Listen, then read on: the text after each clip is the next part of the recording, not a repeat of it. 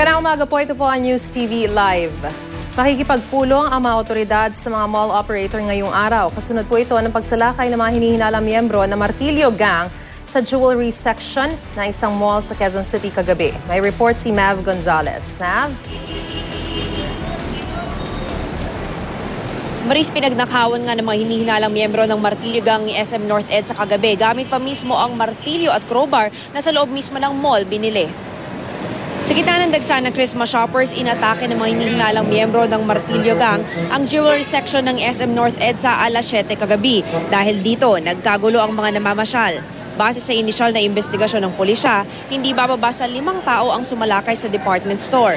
Dumating si Pangulong Noynoy Aquino para personal na inspeksyonin ang sinalakay na jewelry section. Nakipagpulong siya kina PNP Chief Director General Alan Purisima, NCRPO Regional Police Director Carmelo Valmoria at pinuno ng QCPD. Sunod na dumating si DILG Secretary Mar Rojas na nagsabing titingnan pa raw nila ang CCTV footage ng mall para ma-identify ang mga suspect.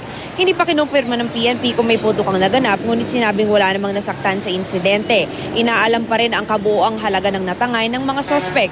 Dahil naman sa insidente, naghigpit ng seguridad sa loob at labas ng mall. Isinara muna ang ground floor ng department store habang nag-iimbestiga ang pulisya at nililinis ang mga basag na salamin. Narecover ang isang martilyo na hinihinalang ginamit para basagin ang istante ng mga alahas. Ayon kay DILG Secretary Mar Rojas, wala raw dalang gamit papasok ang mga sospek.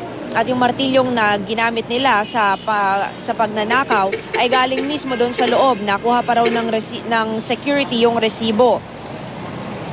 Dahil dito, nagpatawag naman nga ng meeting ang PNP sa mall operator sa buong NCR ngayong araw para raw gumawa ng standardized procedure sa pagbebenta ng mga martilyo at iba pang bagay na maaaring gamitin sa paggawa ng krimen.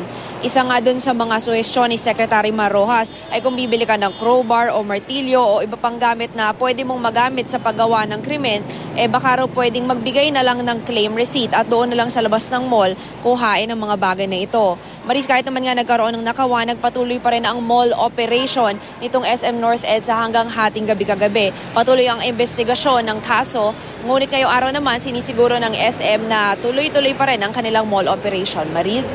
Maraming salamat, Mav Gonzalez.